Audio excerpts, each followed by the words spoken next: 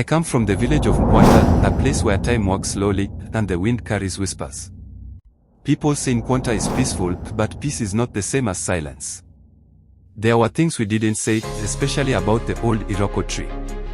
Now, let me tell you about Abena. She was only 17, the quiet girl who carried water on her head with the grace of a gazelle. Her mother was a widow, her father lost to the mines. Abena never spoke unless spoken to, but when she smiled, it felt like morning.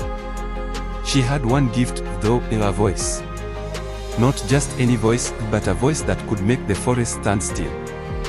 Birds would hush when she sang. I once saw a snake stop slithering, just to listen. That's how powerful her song was. Some said she was touched by the spirits. Others said she was cursed. But I knew her.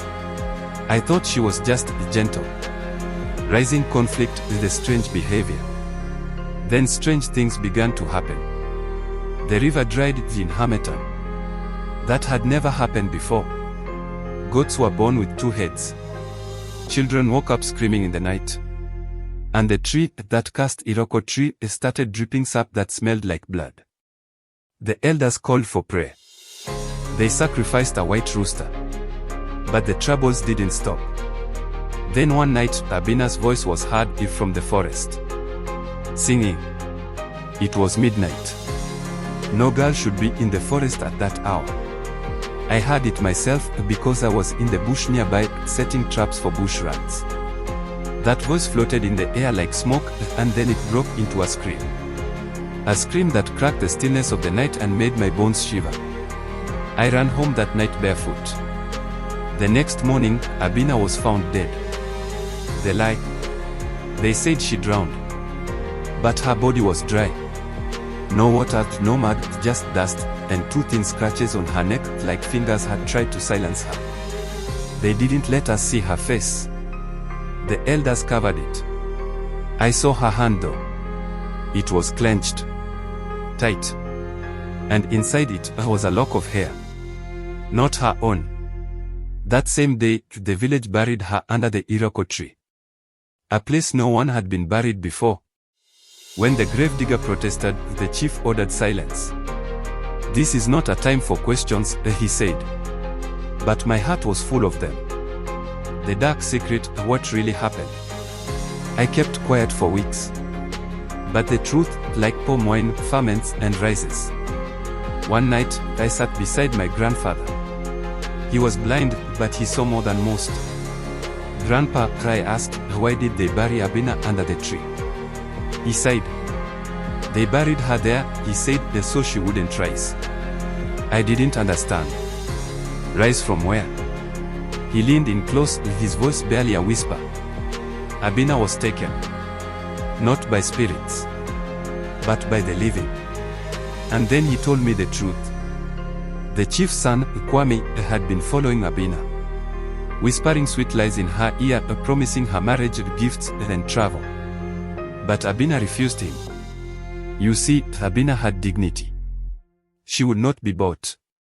But the chief's son was not used to hearing no. That night in the forest, he cornered her. He tried to force himself on her. She fought back. She scratched him. She screamed. And he strangled her. It was he who killed her. And the elders helped cover it up because shame must not fall on the chief's house. So they invented the drowning, he buried her far from her ancestors, then silenced the truth. But the tree knows. The tree remembers. Aftershocks.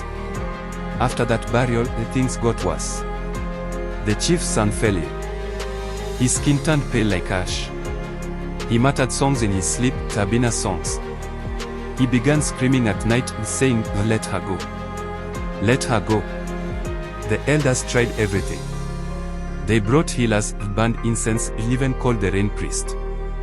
Nothing worked. One day, he ran into the forest and was never seen again. Some say the spirits took him. But I know better. The lesson. Now I'm a grown man. I sit under that tree sometimes, though many still fear it. And sometimes, if the wind is just right, I hear her voice. Still singing. Not in anger. but in warning. Because no matter how far a light travels, the truth walks slowly and always arrives. The dark secret behind this ancient folktale is not magic. It is not spirits. It is men, powerful men, who choose silence over justice. And it is we, the people, who must never forget. Closing words. So the next time someone tells you it's just a tale, ask yourself what truth was buried, and what tree still remembers.